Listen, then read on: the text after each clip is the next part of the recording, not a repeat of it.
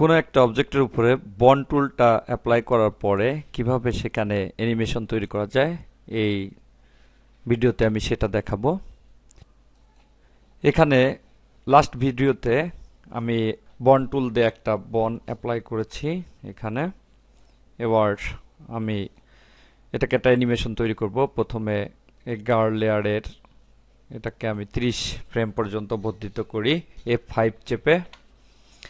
আবার অ্যানিমেশন যে অংশটুকুন হবে সেখানে শেষও আমি F5 চেপে একটা কি ফ্রেম তৈরি করি।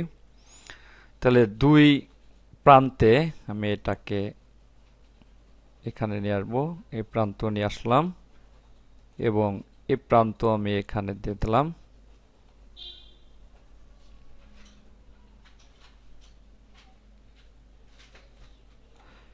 এবং মাঝে ক্লিক করে এটাকে আমি উপরের দিকে দিয়ে দেই।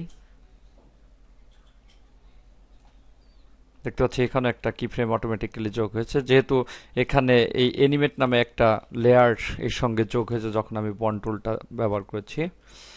এবার আমি এটাকে প্রিভিউ করি।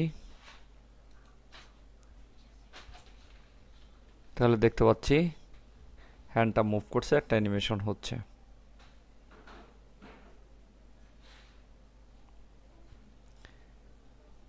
এভাবে কোনো ইমেজের উপর বন্ড টুলটা প্রয়োগ করে সেখানে অ্যানিমেশন তৈরি করা যায়।